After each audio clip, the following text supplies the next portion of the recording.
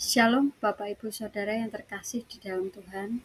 Pada kesempatan hari ini saya akan mempresentasikan ujian akhir mata kuliah Teologi Pantekosta. Dengan saya Marta Ida Setiawati, Magister Teologi STT Kristus Alfa Omega Semarang. Materi yang akan dibahas pada kesempatan saat ini adalah kontroversi tentang karunia jawatan Rasul dan Nabi berdasarkan Efesus 4 ayat 11-13 dan aplikasinya pada gereja masa kini. Kontroversi mengenai karunia jawatan Rasul dan Nabi dalam Efesus 4 ayat 11-13 seringkali muncul dalam diskusi teologi dan praktek gerejawi.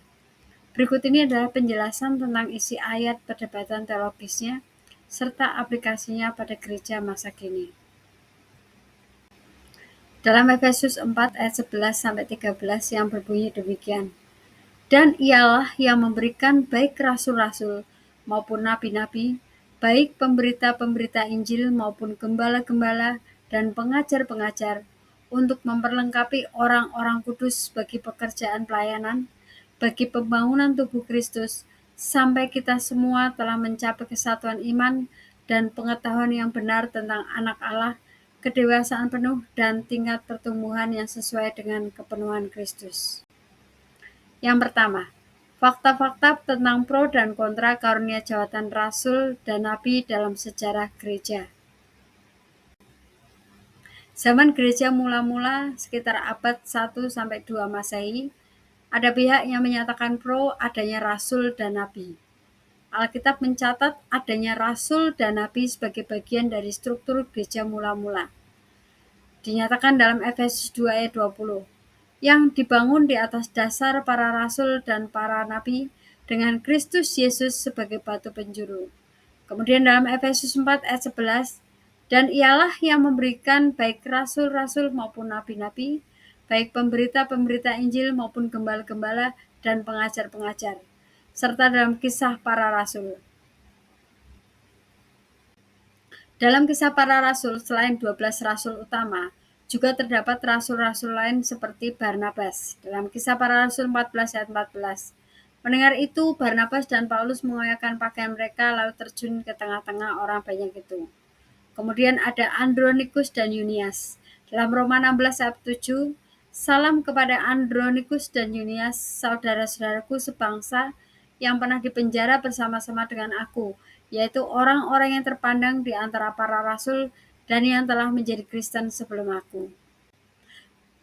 Pada golongan nabi, ada nabi-nabi seperti Agabus bernubuat di komunitas Kristen awal. Tertulis dalam kisah para rasul 11 ayat 28. Seorang dari mereka yang bernama Agabus bangkit dan oleh kuasa roh, ia mengatakan bahwa seluruh dunia akan ditimpa bahaya kelaparan yang besar. Hal itu terjadi juga pada zaman Claudius. Kemudian dalam kisah para rasul 21 ayat 10, setelah beberapa hari kami tinggal di situ, datanglah dari Yudea seorang nabi bernama Agabus. Pihak kontra menyatakan jabatan nabi dan rasul ini bersifat sementara. Beberapa tulisan gereja awal, misalnya Ignatius dari Antioquia sekitar tahun 110 Masehi, menunjukkan bahwa fokus gereja mulai berpindah ke jabatan uskup, presbiter atau penatua, dan diaken bukan lagi mengarah pada rasul atau nabi. Rasul dan nabi dilihat sebagai fondasi yang sudah selesai, seperti yang tertulis dalam Efesus 2 ayat 20. Kemudian di era gereja bapak-bapak gereja sekitar abad 2-5 Masehi, beberapa komunitas lokal masih menyebutkan nabi, seperti Tertullianus pada abad kedua mencatat fenomena nubuat dan penglihatan di kalangan Montanis, sebuah gerakan profetik. Kemudian Montanisme meyakini bahwa Roh Kudus masih mengangkat nabi dan memberikan wahyu baru. Pihak yang kontra mengecam terhadap penyalahgunaan gelar nabi. Montanisme ditolak sebagai bidat oleh gereja karena klaim wahyu baru yang melampaui kitab suci dan sikap fanatik mereka. Gereja formal menetapkan bahwa kanon Alkitab sudah lengkap dan jabatan profetik seperti nabi tidak diperlukan. Pada abad pertengahan sekitar 6-15 Masehi, pandangan umum menyatakan bahwa jabatan rasul dan nabi telah berhenti. Gereja Katolik lebih menekankan hierarki gerejawi pada paus, uskup, dan imam. Karunia supranatural dianggap jarang dan terbatas pada orang kudus atau peristiwa mistik. Pada masa reformasi Protestan di abad 16 Masehi, reformator menolak jabatan rasul dan nabi modern. Martin Luther dan John Calvin menolak keras klaim nubuatan atau jabatan kerasulan baru. Karunia-karunia tersebut dianggap telah berakhir setelah zaman para rasul. Pandangan ini dikenal sebagai sesisionalisme.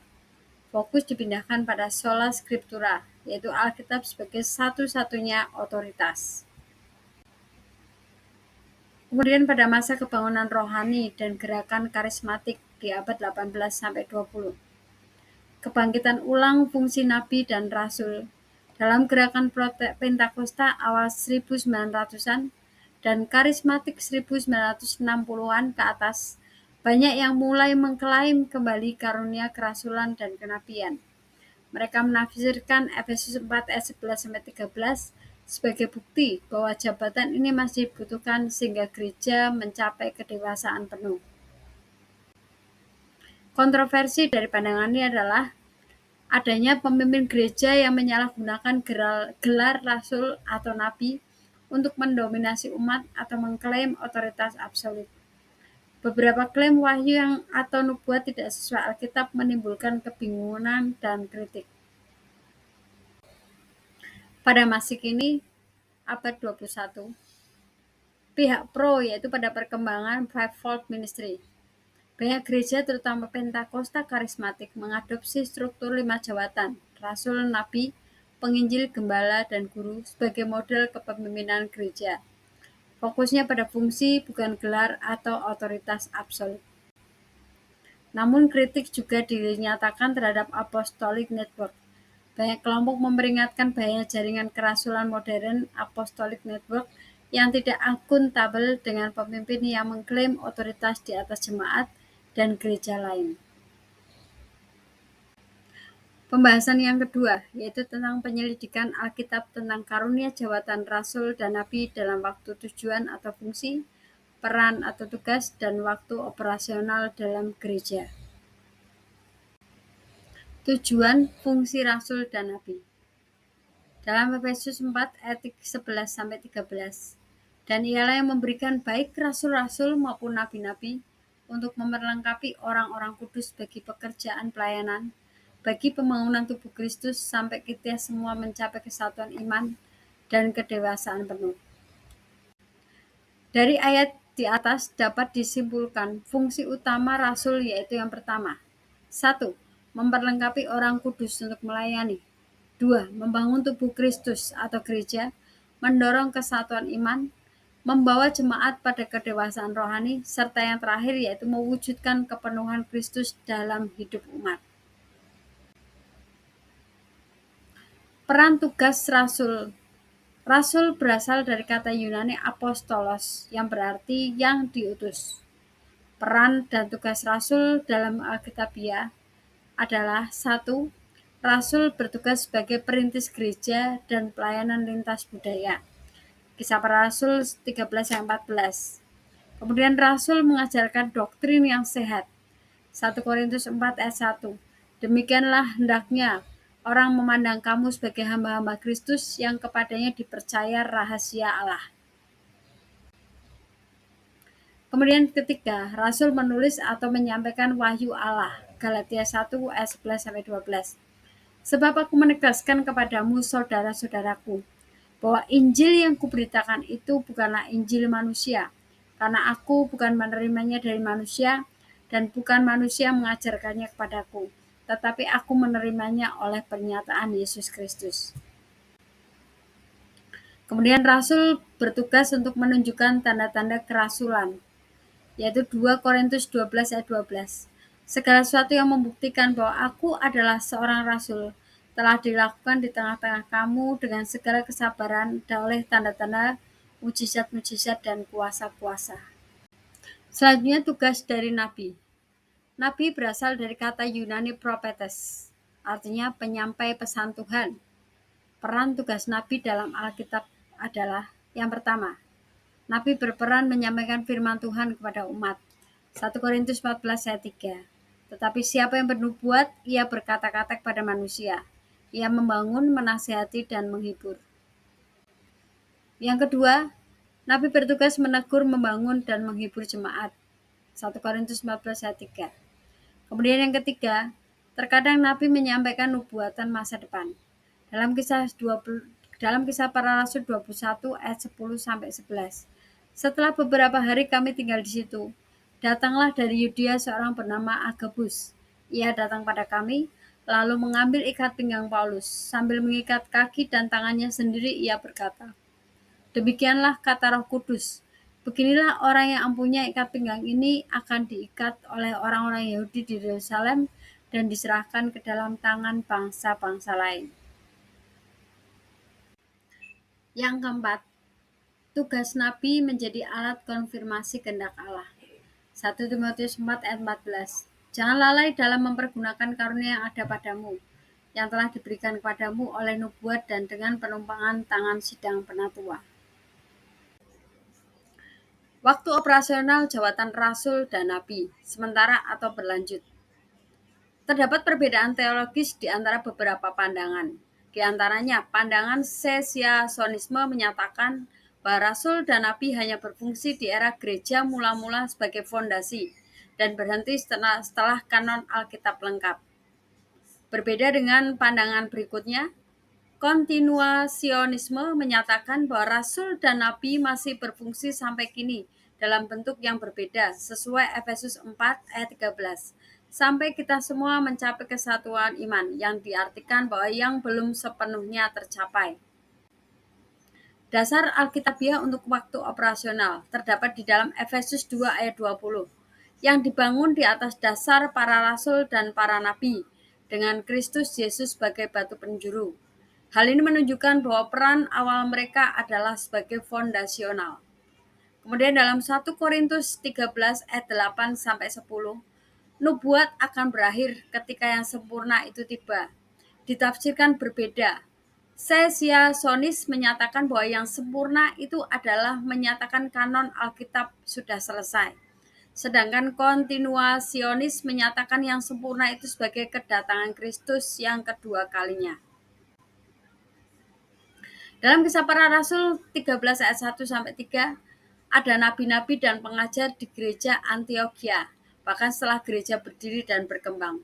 Hal ini menunjukkan bahwa fungsi kenabian masih ada setelah gereja awal berdiri. Menurut Alkitab, rasul dan nabi diberikan untuk memperlengkapi jemaat dan membangun gereja. Rasul dan nabi memiliki tugas spesifik, baik dalam pengajaran misi maupun pewahyuan. Waktu operasional diperdebatkan, apakah hanya untuk fondasi gereja mula-mula atau sampai kedewasaan rohani. Pembahasan ketiga adalah pandangan-pandangan teologis tentang topik dari para pakar teologi aliran Pantekosta karismatik tentang jabatan rasul dan nabi.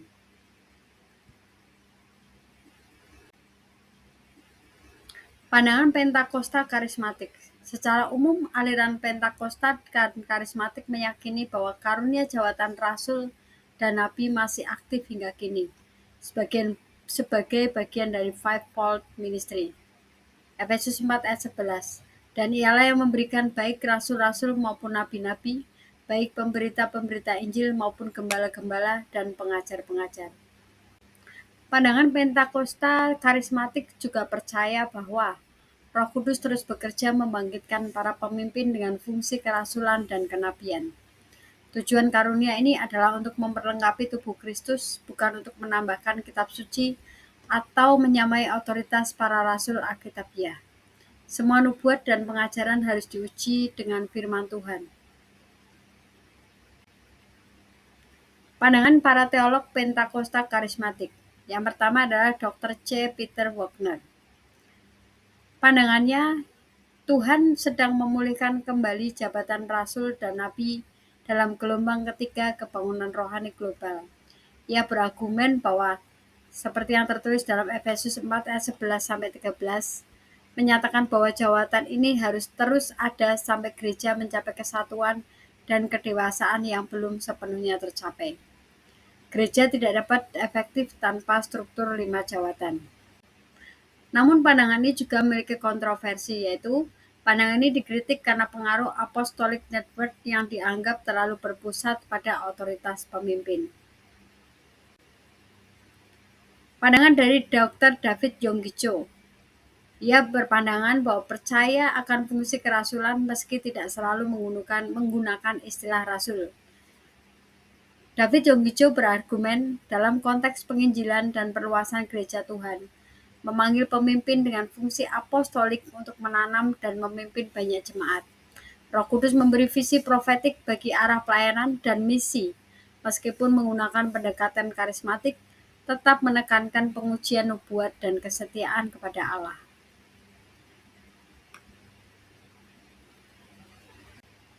Pandangan kedua dari Dr. David Yonggi-cho. Ia memiliki pandangan, ia percaya akan fungsi kerasulan, meski tidak selalu menggunakan istilah rasul.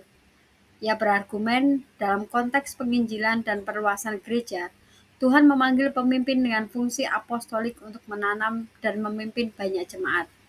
Roh Kudus memberi visi profetik bagi arah pelayanan dan misi, meskipun menggunakan pendekatan karismatik, tetap menekankan pengujian nubuat dan kesetiaan kepada Alkitab.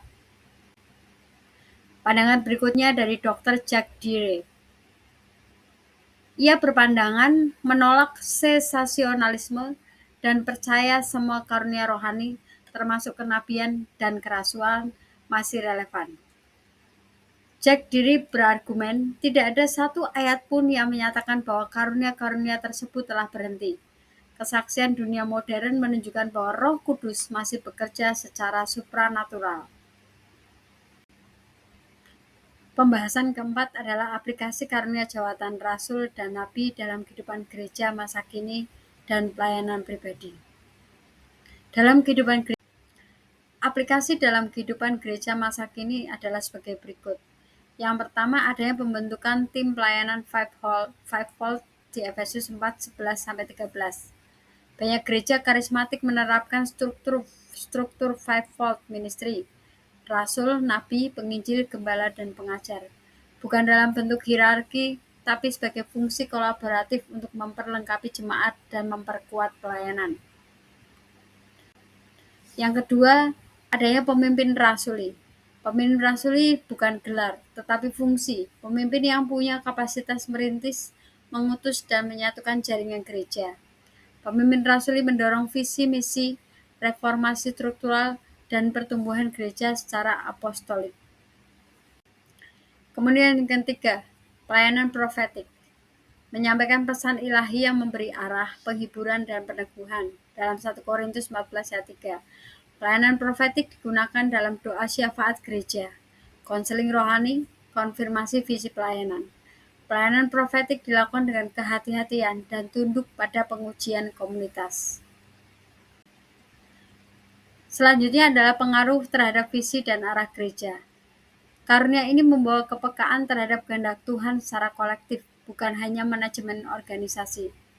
Memungkinkan gereja untuk bertindak kreatif dan responsif terhadap zaman dan tantangan rohani.